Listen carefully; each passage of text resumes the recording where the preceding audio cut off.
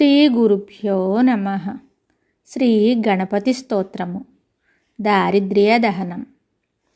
ఈ అద్భుతమైన స్తోత్రం శ్రీ గణపతి దారిద్ర్య దహన స్తోత్రంగా ప్రసిద్ధి.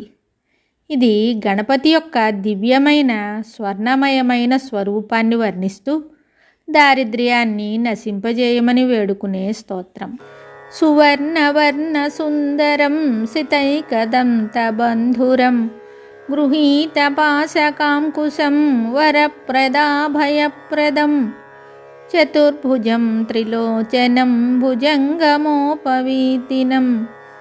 ప్రఫుల్లవారిజాసనం భజామి సింధురాననం కిరీటహారకుండలం ప్రదీప్తబాహుభూషణం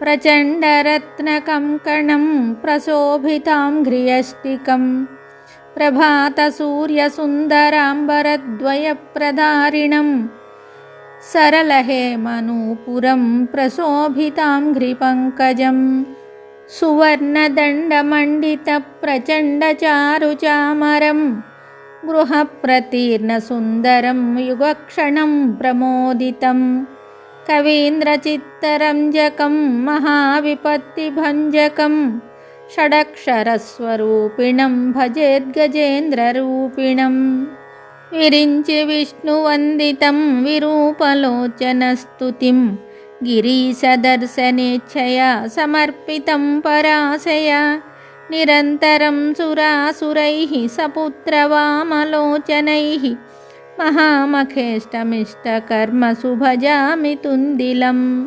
మదౌఘలుబ్ధచంచలార్కమంజుగుంజితారవం ప్రబుద్ధచిత్తరంజకం ప్రమోదకర్ణచాలకం అనన్యభక్తిమానవం ప్రచండముక్తిదాయకం నమామి నిత్యమాదరేణ వక్రతుండనాయకం దారిద్ర్యవిద్రావణమాసుకామదం స్తోత్రం పఠేదేతదజస్రమాదరాత్ పుత్రీ కలత్ర స్వజనేషు మైత్రీ పుమాన్మవేదేకవరప్రసాదాత్.